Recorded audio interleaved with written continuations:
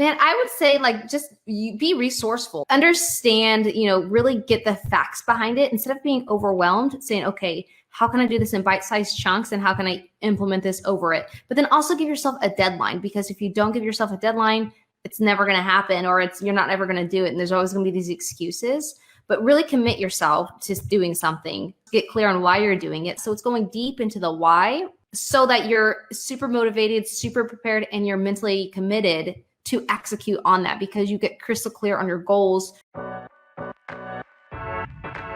Welcome to Business Insights with Matt Milia. I'm your host, Matt Milia, and in this podcast, we'll talk about the real, raw, uncut business success secrets you won't find anywhere else. Follow my journey from entry level to CEO. We discuss real actionable items you can plug into your business right away. To subscribe to our weekly top tips, you can go to www.mattpodcast.com and join our community of elite high-level performers. And if you're interested in our inside sales company, you can go to www.appointmentstoday.com to jump on a free strategy call. And now, stay tuned for our podcast. All right. What's happening, Hollie? Welcome on to Business Insights with Matt Milia. I am super pumped to have you on today. And for everyone who doesn't know who you are, give everybody a little introduction. Tell everybody a little bit about yourself. Hey, Matt, thank you so much for having me on. I am super excited and grateful to be here. So as you said, my name is Hollie Kitchens. You guys can totally read it right here. But my backstory is kind of a simple one. I feel like it's a relatable one for sure. I grew up in a small town in Oklahoma called Rush Springs. It's population like 1,300. We grew up a single mom of 4, low income housing, definitely humble beginnings. And I feel like that kind of created a foundation for me professionally, being able to relate to other people, but then also understanding like what it is to like have nothing.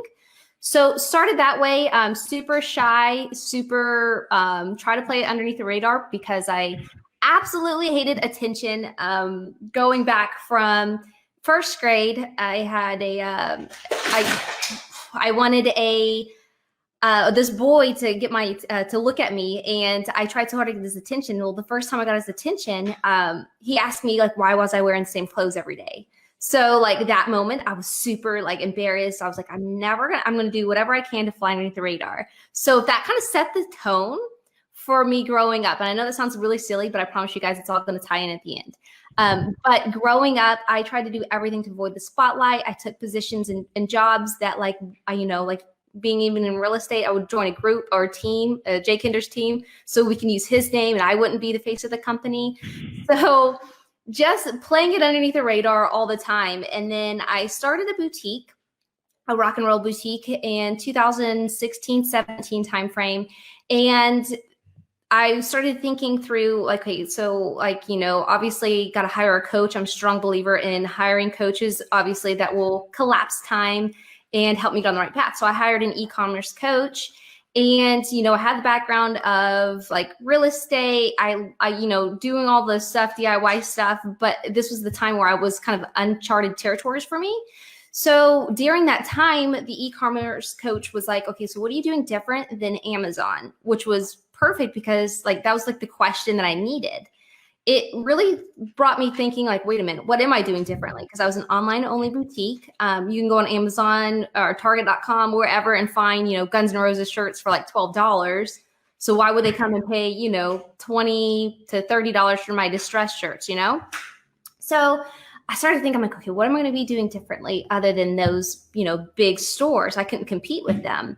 However, they are not me. So I realized quickly, if I started doing some kind of content or marketing strategy to kind of get people to understand and build that community of followers, I was thinking, okay, what can I do? So I decided I was going to do a blog, which is hysterical, you guys. For those who know me, they know I'm not very grammar detailed. I don't write. That's just not my strong suit. I understand. So it's like, I'm going to do this blog. Yeah, right, Hollie. But anyways, so there's just always something going on, like within concerts. And I always find a way to, meet the band, do things like that. So talk with people. I always find my little ways. And just pro tip for you guys listening out there that if you guys are, this is just, I don't know, side pro tip. If you guys are in concerts and, the radio stations are always giving away meet and greets. Well, a lot of the time, those people who win the meet and greets, they don't show up. So if you find the radio station presenting it, you ask them, hey, was there any cancellations? So I'd like to, meet the band, or I tried, or whatever the case may be. So that's what I always use, like little stuff like that. And then I'd always get back there and meet the bands or catch them at their meet and greet times. So I'd always have these conversations, and I'm like, got it. I'm going to start a blog interviewing musicians, because since it's a rock and roll boutique, I'm going to start interviewing these musicians and really kind of get that connected insight and, for fans, by fans type thing. So that started that whole pace of I'm going to start interviewing musicians. And then I got a couple of childhood favorites on the list that agreed to do the not podcast, it was a blog back then. They agreed to do the blog. And I told my best friend growing up, Donna, and I'm like, hey girl, like we're going to interview CKY and Hatebreed. Girl, you got to get on a plane and get here. So she comes here. I'm like, okay, this is for a blog. And then as we're sitting down thinking about what we're going to do with this content, I'm like looking at her. I'm like, wait a minute. Like Donna is like the yin to my yang. She's super funny, very just an entertaining person all the way around, like the funniest person I know. I'm like, instead of doing a blog, because, we were talking about how like I totally hate grammar stuff when it comes to, obviously writing and stuff. I'm like, oh, yeah. Why don't we just do a podcast? And that was the launch of the podcast. So like, it's funny how it comes full circle, growing up from like this super shy, embarrassed girl that didn't want to get attention on her to now I'm like interviewing international rock stars. So it's kind of cool how everything kind of comes full circle and how like things just work out, because I realize it's like, okay, as much as I try to hide behind the logo, especially right now, you guys with small businesses, it's like, you've got to find a way to differentiate yourself and brand you as the business owner, because people want to know who they're doing business with. And I tried so hard to hide behind a logo and it just never worked out. So that's kind of like my long-winded backstory on how I got into everything and podcasting and all that cool stuff. That's awesome. And I kept laughing when you said you didn't like the grammatical part and the writing, because it's funny because I'm great on the phone, but you put me in an area where I have to write something persuasive and it will not make sense. The grammar will be all over the place. I'll merge sentences into different paragraphs and people are like, where did you learn your writing? This is terrible. So, I mean, it's just, I've realized it's something I needed to work on, and I bought copyright courses and worked on it and gotten better at it. But there are just some people that naturally are very good at it and others that are not. So, but that's really cool that you you really stepped out of your comfort zone more than anything, because you had said that you were in the background. You didn't really want to be in the spotlight, and then the opportunities presented themselves and you seized them, which is pretty amazing. So did you say who you interviewed? I know you told me a couple before. Yeah. Who were those people? Yeah, because I'd love to hear who you had. What are some of the bands and what are some of the cool people you met with? So starting back, and I know a lot of people don't know of these bands, but like I said, CKY and Hatebreed, those were like very popular bands back in 2005 on the East Coast. They're still popular within that community, but it's kind of more. Yeah, so it's so CKY is like Bam Margera. I don't know for those who remember. Back in the day with Johnny Knoxville, all those people. But yeah, interviewed those guys, and it kind of helped create that, like, it was a lot of lessons learned as far as equipment goes and things like that. But it really helped and create like a foundation of confidence for me, because it's like, okay, wait a minute, if these guys, and you're going to laugh, because literally we had 0 press passes for Vans Warped Tour. So we had to sneak past security, like some groupies, just to get these interviews, because I'm like, awesome. Oh my God, they're going to totally think that like whatever. But we were literally just sneaking past them just so we can, go to the tour buses. Because of course I'm going to act all cool. Like, oh yeah, totally. Yeah, we can get back there, whatever. I'm like, crap, we've got to sneak past these security guards. So started with that, and then just kind of started, interviewing all these different musicians. Some of the bands that you guys might know would be like Sum 41, Third Eye Blind, Plain White Tees. I found that, like, whenever I start interviewing, and it goes back to your passion and what you're truly interested in, when I started interviewing musicians that I personally had some kind of connectedness to, personally had some passion about their music, it was just so much easier, and you would create those friendships with them versus like when we did actually get a Vans Warped Tour press pass, which that's a whole nother story. We had the opportunity to interview these bands that we necessarily, like, we've heard of, but we never really were huge fans of. And it was just an awkward conversation because it's like, okay, so I have to Google them beforehand. I'm like, wait, what is this person? And what is his role in the band? So like, I just, I kind of enjoy the chaos of not having press passes and kind of going that way, just for the sense of, just being able to connect with people on a different level. I love that. And so what would you say is one of the coolest people you've met as far as bands go? I mean, what was the most interesting person you've met as far as bands goes? Most interesting by far would be Dole from the Misfits. So yeah, so I was given the heads up, like, hey, he's a man of very few words, and I'm like, awesome. So like, I'm also a person of very few words, so this is going to be a very interesting conversation. So like, either like, heads up, don't get offended if it's a yes or no answer. Like, that's just how he is. That's his persona. And, it was just interesting to me because it's like, he's like this big buff vegan guy that has like this angry, face paint on, and he's just very ripped and very intimidating looking. But then talking to him, I mean, we were on the tour bus and he has this little chihuahua with him, and we're just like talking, and he's just, talking about how he became vegan because his girlfriend, at the time, I think maybe fiance now or whatever they are, but his partner right now, she's vegan. And she said at the point in time, was like, hey, let's just find you something to eat. And he's like, at that point, I realized that, like, I'm never going to eat in front of her. So like, he made that choice. It was just kind of cool to see how, like, and that's why I've came to notice between all these influencers, whether they're international rock stars or mega influencers, like, I've interviewed from my business podcast, like Jasmine Star, I've realized that all these people at the end of the day, they're just people, and they just want to be talked to as people. So like, that was always my rule number one from like day one, was don't act like a fangirl, like, treat these people with respect, because when you start acting like, we see it all the time, because a lot of the times when we do interviews, we have to wait like for after meet and greet or do whatever. And you see these crazy fans, and it's like, y'all calm. And then they know too, they're like, oh yeah, those are the crazies, or we've got to make sure that they don't get to us or whatever. I'm like, this is this bizarre thing. So another pro tip out there, you guys, don't be super crazy, because those musicians will avoid you like the Black Plague.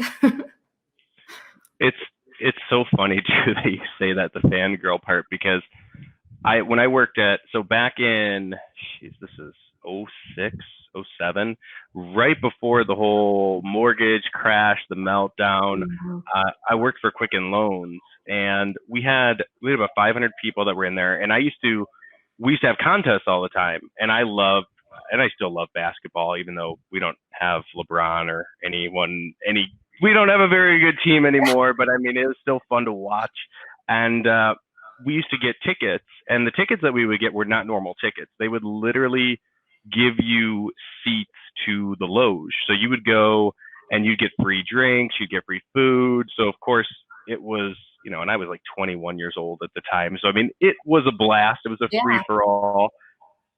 But the crazy thing is, so we had two local Browns players, and what they would do is they would also buy out anywhere between 3 and 4 seats on the floor, so that you'd be able to watch the game while sitting on the floor. So we got chosen out of the group to go sit down, and we would rotate quarters. We went to go sit down, and there was Josh Cribbs and Braylon Edwards, were like two Cleveland Browns players at the time. And this guy sits next to me, he's like, oh my God, it's Josh Cribbs and Braylon Edwards. He's like, I'm going to get their autograph. I'm like, you need to chill out and sit down and act like you've been here before. Like, cause he's like, you're going to make a total fool of us. Like, just relax. Like, and I could tell they were uneasy. And then like, when he looked away, and I was sort of like looking, and he's like, thank you. Cause there were like a couple seats down, and they heard us like going back and forth because he wanted to get up so bad. So it freaks him out. So I totally get it. I mean, and just like anybody else. They're trying to establish themselves, establish a brand. So I understand. And that's really what I wanted to pick your brain on, is talking about, how do you feel like the podcast would help someone who's maybe not well known establish themselves as a brand? Well, I think it just goes back to building that community and kind of really allowing you to create a platform on your own terms, of your own content, of what you stand, your core values. It's just a great way of really living and breathing your core values, your mission, your statement, your purpose, your why, everything. Is, because that's like when we had, we still have our music podcast. Like, that's a creative, fun way for us to kind of showcase our quirkiness, our awkwardness, our randomness between me and my best friend, Donna. And then like Unleash Your Inner Legend is my business podcast. I literally just copied and pasted the same method of interviewing people, but just applied it towards business owners. But in that same sense, it's allowing me to live out my why, which is to inspire people to let go of limiting beliefs so that they can become the person and live the life that they want to. You know what I mean? So it's like interviewing these mega influencers and understanding that they're just people like us.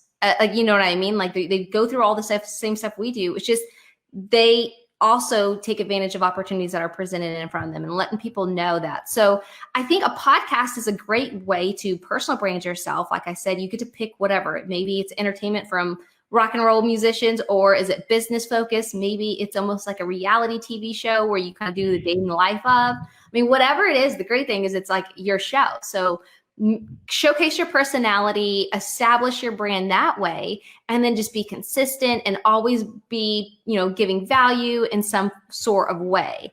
So I think podcasting is so beneficial when it comes to brands because it humanizes your brand. It makes people feel like, oh, these business owners are just like me. And, I can relate to them because they also, like insert whatever your, podcast is about, or they respect you because you're going out of the way and asking these hard questions to all these entrepreneurs that everyone wants to know.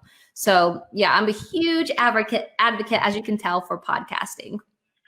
Well, it's funny. You probably don't know this. So there was a very small group of people that actually influenced me to create a podcast. I just created this back in September of last year.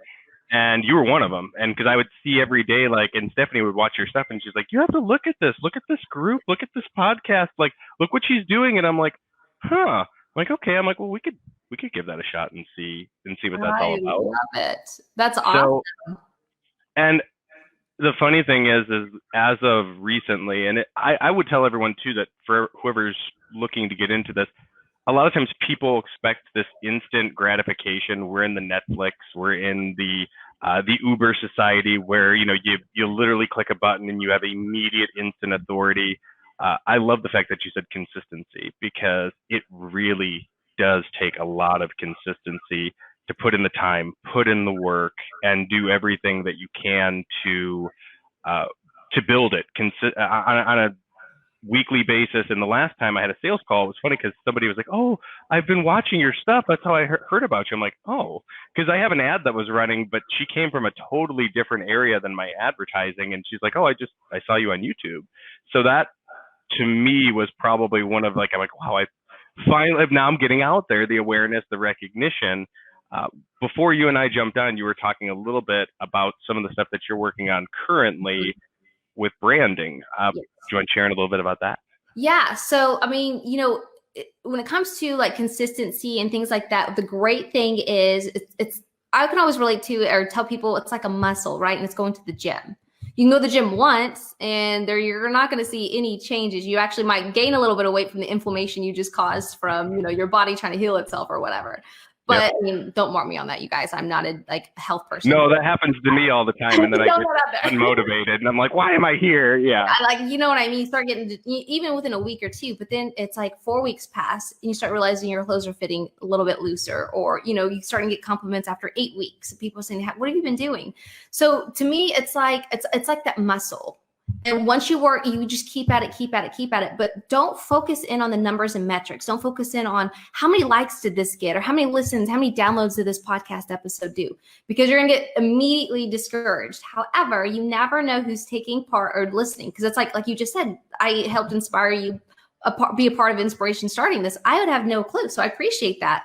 But you just never know. So when it comes to that, it's always back to consistency, building that muscle, building that brand awareness, so on and so forth. But when it comes to branding, so I'm working with, it's funny, and like I was like 15 years old, I was a big advocate of MySpace. I'm sure a lot of those tuning in right now can relate, but I loved MySpace, and I was always pimped out my page.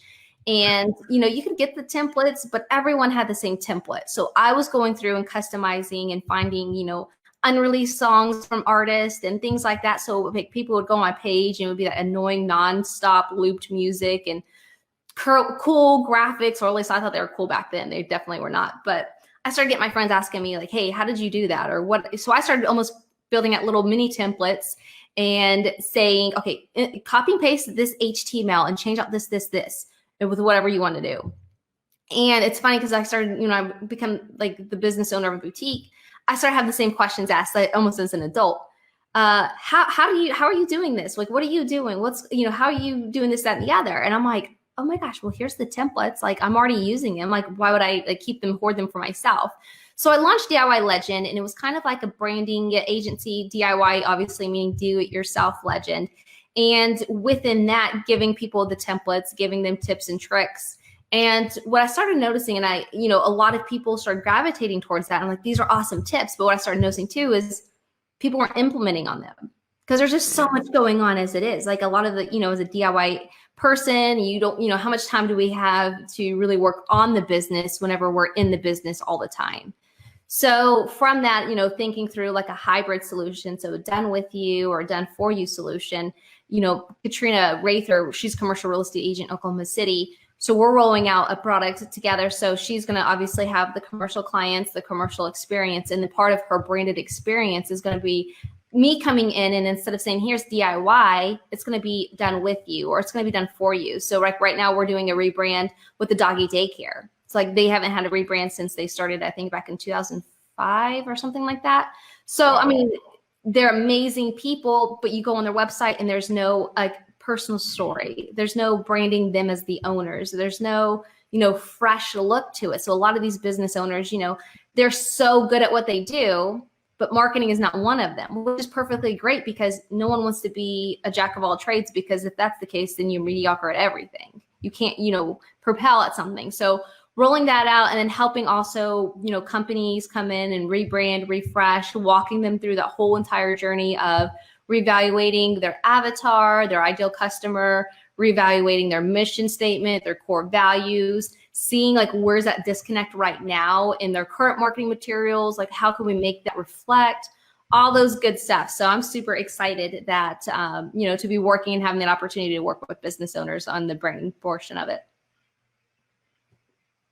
Wow, that's awesome. I didn't know you were going to that extent. I mean, so we had someone, we just recently did it. We had to, with of course everything that's going on, we really put ourselves in a couple of new business models, a couple of new different businesses. And the one common thread that I see across the board, and we actually have an auto dealership that we're about to bring on, that we're going to help them with their lead generation, and then also help them with calling and setting appointments. And the funny thing is I'm like, oh, do you guys have a Facebook business page? You're like, yeah, it's somewhere. I'm like, okay.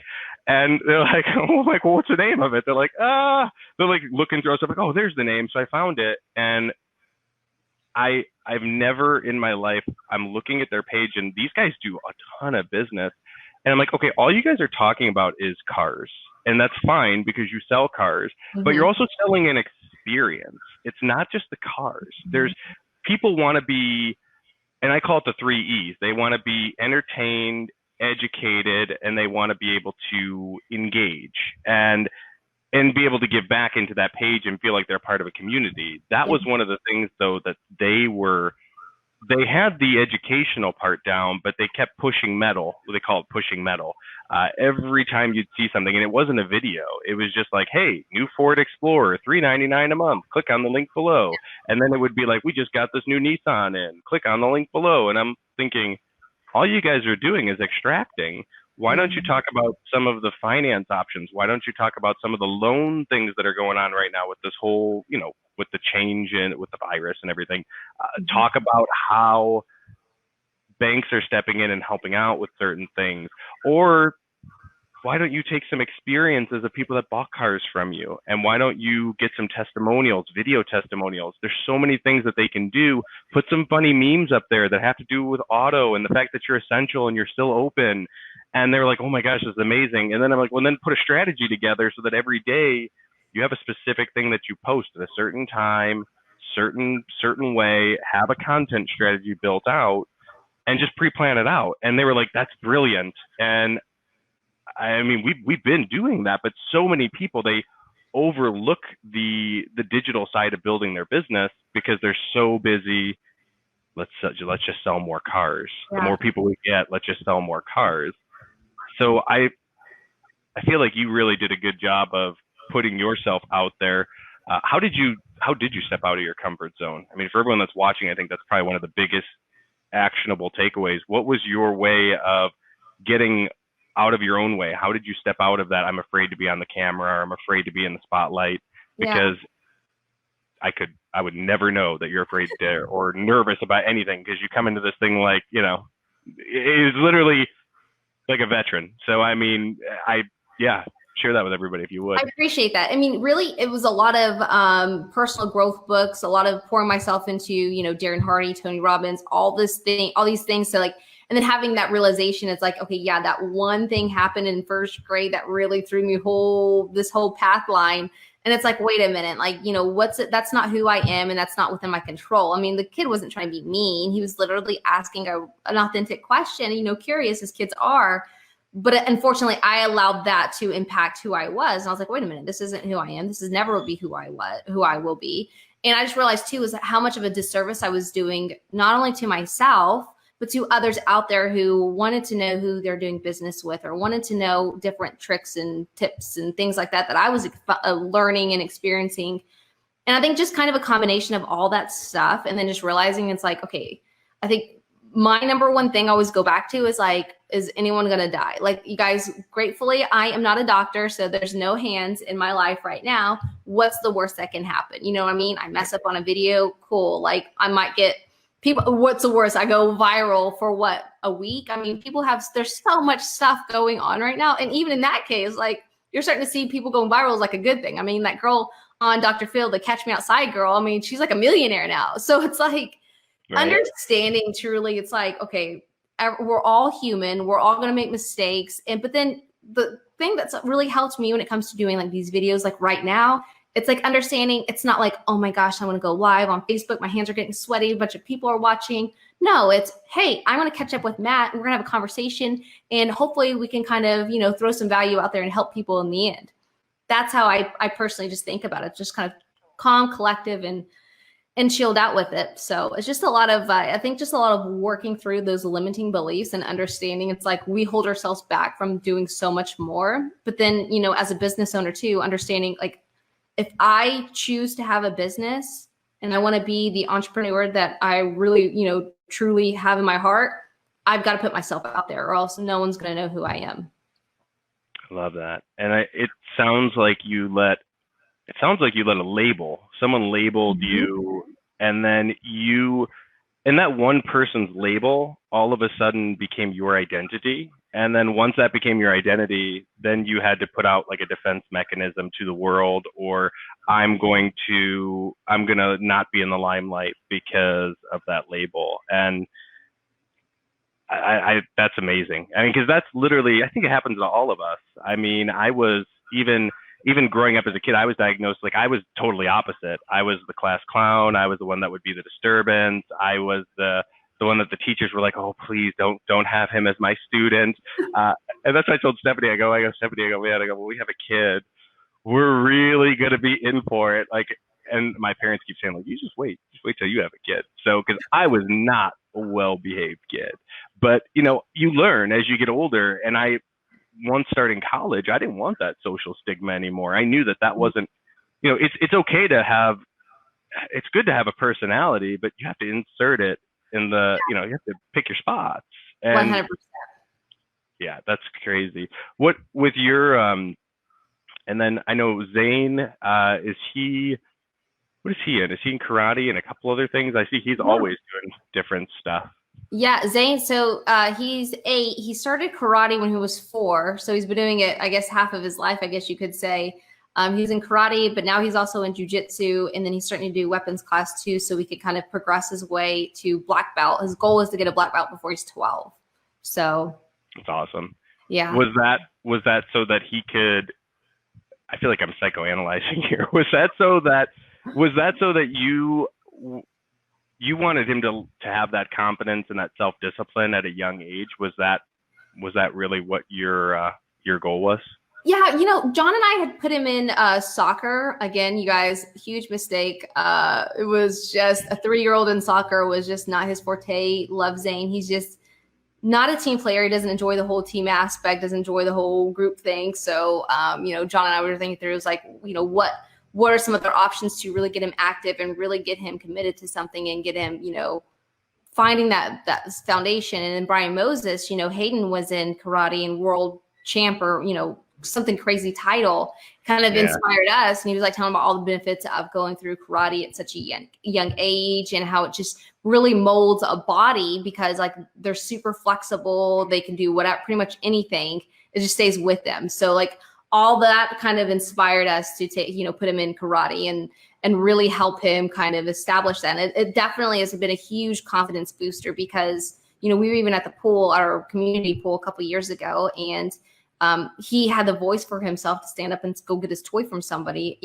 Like I was even nervous for him because I'm like, oh, just let go. It's just a bouncy ball or whatever. But he was like, hey, is that your toy? The kid was like, no. He's like, oh, okay. Well, I believe it's mine. I just dropped one over there. You know what I mean? So it's like not confrontational, but he just went over there and got his own thing. So it's like super cool like that. But you had mentioned something too. It's like growing up as a class clown. You found your own way to create and spin your personality on it. So for me, it's like having that shy, like kind of like low, I ended up going with the kids in the hallway. We had our own little hallway that people avoided like the Black Plague. Like we were all the misfits.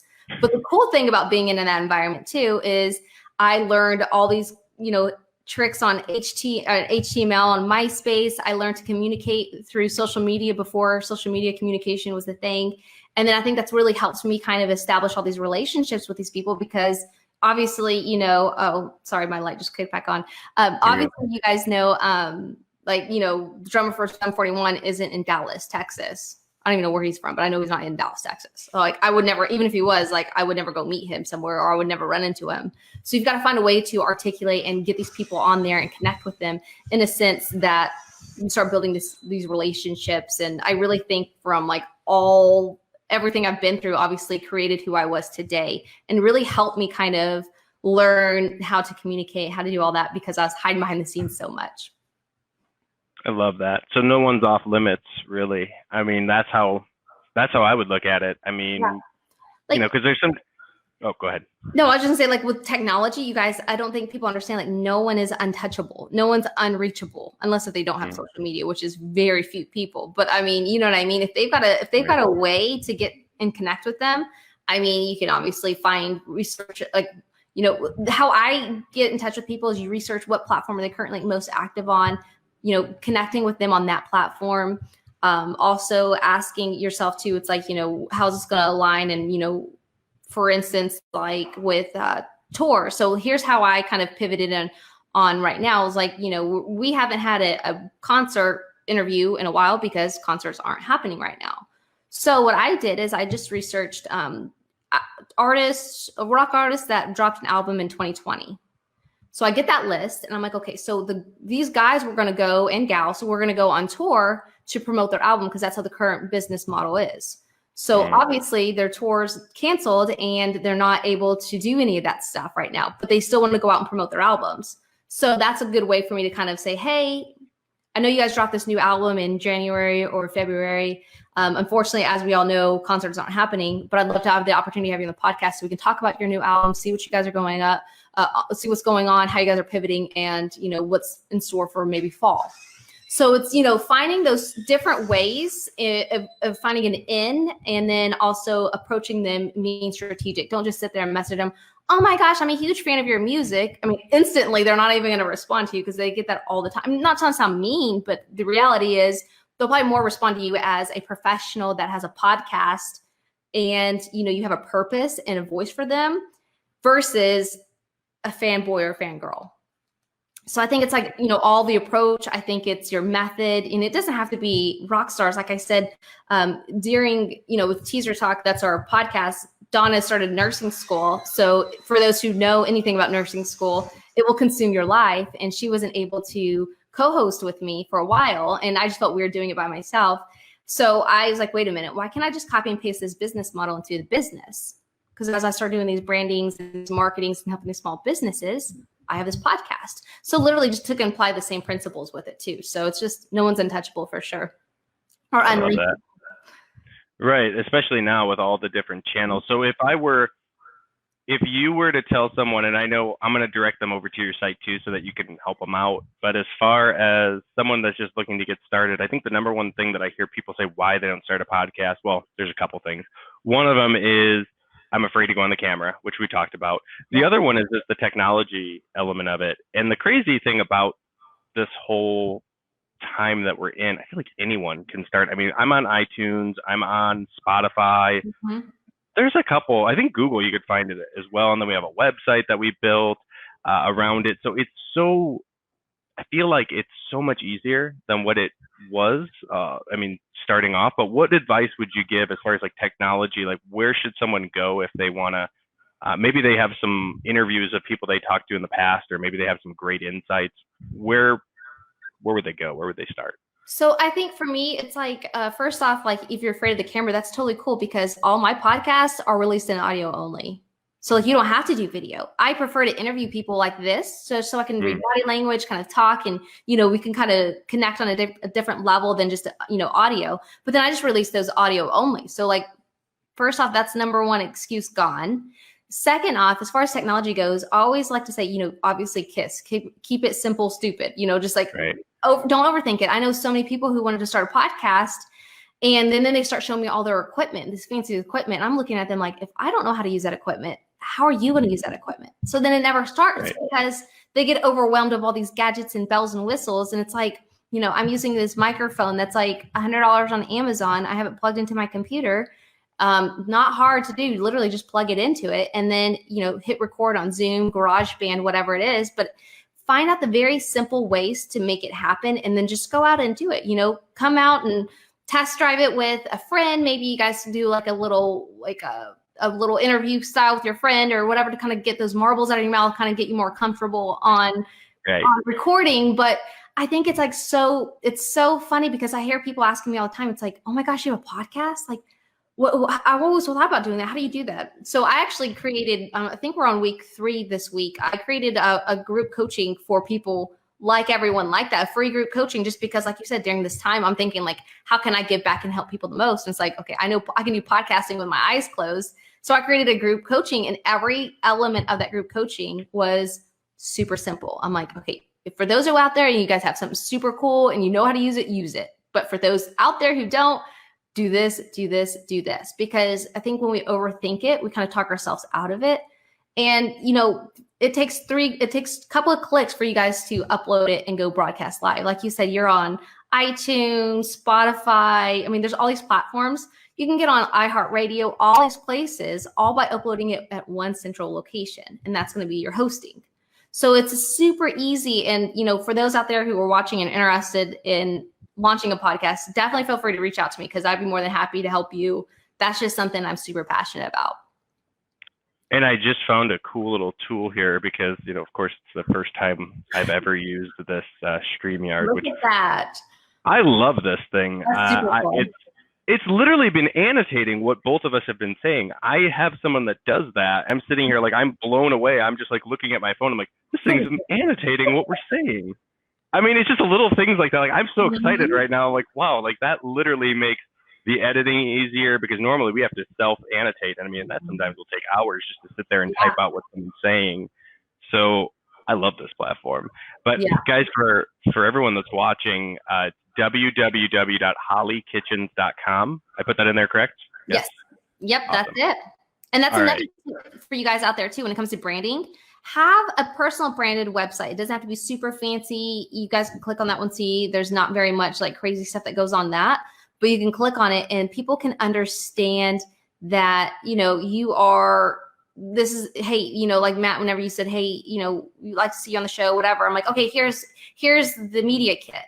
So it's just so much more professional, and you can direct everyone there, have one central hub versus saying, okay, well, here's my Facebook handle, here's my Facebook business page, here's my Instagram, here's Twitter, here's this, here's that. You can have one hub and say, hey, head over to holliekitchens.com and then let's connect from there. So just kind of No, I'm glad. shout that out. I'm glad you put that in there. And I was actually trying to get really fancy and wow, look at that. I can show multiple things at once. That's contentcards.com with a Z. In case Mike and Nick are watching, I got that so dialed in. I love that. Is that what you use? So no, I you know, guys know me, I'm DIYer, but content cards, 100% for those people out there who are looking for a personal branded website. I mean, I just created something simple on my own, but bypass trying to do the learning curve and go to contentcards.com because they are ninjas when it comes to creating your single, you know, personal branded page for sure. Well, and the crazy thing is that they came up with that when they did. I was like, wow, it's actually really brilliant. And then it was something where now it seems like a lot of the people that are in our circle have those cards, and it's great because I have YouTube, I have Instagram, I have TikTok, Twitter, LinkedIn. I mean, Facebook, it just makes my head spin. So, I mean, I give them all these different handles, or hey, go here. Yeah. And you get everything you want. So, and then people can pick whatever platform that they want to connect with you on or follow you on. And so or schedule a call too. That's the other great thing that we have in there too, where they just links right up to my Calendly. They can schedule a call. It was funny because I was showing somebody else outside of the industry this, and they're like, oh my gosh, like, will you set this up for us? We'll go with you if you set this up for us. I'm like, well, okay, I'd love to earn your business, but I'm not the one that runs it. So I will, like, you know, and they still went with it anyways, but it was one of those things. I'm like, I'd rather pass it along because I don't know how to do that. I'll let them do it. They're the experts at it, and they absolutely love it. So that's awesome. Well, and the fact too that you can take someone and show them how to do this from ground zero, I feel like it's so impactful because people need to, but they also need that hand holding. So I know when you were telling me earlier that the challenge has been the execution element, I get it. And so many people now, I mean, living in the unknown, stressed about everything. And I think day-to-day life is like that anyways, but with all the stuff that's going on, it's, and I think, you know, too, people kind of start like you just give them everything and they just kind of feel so overwhelmed because it's funny. It's like, I think about a year ago or so, I literally documented the process. It was a year ago. I literally documented the process of me launching my new Unleash Your Inner Legend podcast. So I documented it and screen recorded everything so that I could take it and give it to other people who are asking me, hey, how do I launch a podcast? And I would give that to a lot of people, but none of them started a podcast. And I'm like, okay, well, I know that obviously everything that they need is in that video. So whenever all this happened, I'm just trying to think of like content strategy, kind of thinking like right now is for me personally, okay, right now is a good time for me to add value and bring brand awareness versus, you know, just sell. So that was just my personal approach. But I was like, okay, obviously that didn't work out the last time. So what do I got to do differently? And to me, it was like a hybrid coaching model to where it's like, okay, you have these modules weekly that you go through.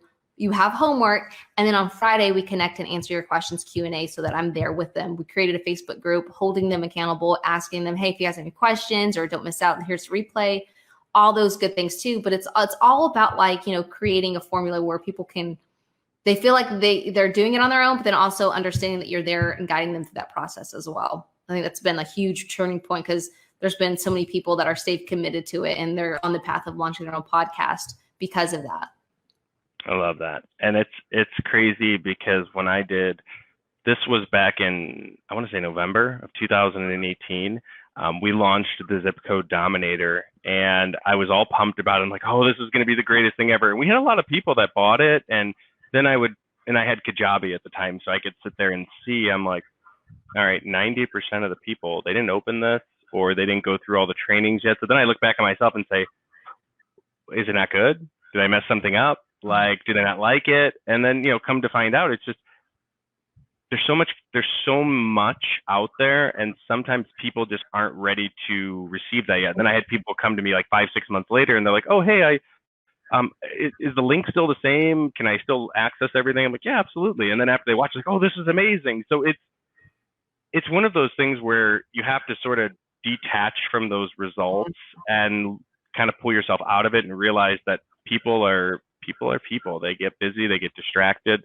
We have a million and one distractions in front of us. So that was tough for me to internalize and say, it's not your product, it's not what you put out there. It's just, well, I think too, making sure you're attracting the right avatar too, and making sure the right people. Because to me, I was just giving this out to everyone, but then looking back, it's like a lot of these people, they were so busy in their own businesses, they actually just need a done for you method versus a done DIY.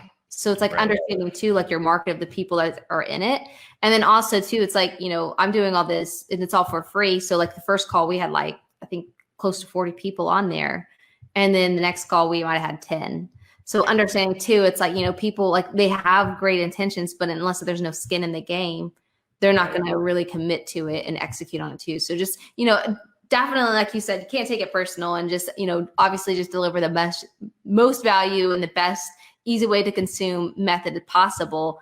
And then just allow people to, to take advantage of it and utilize it within their business. Awesome. Well, Hollie, thank you so much for being on here. You dropped so much value.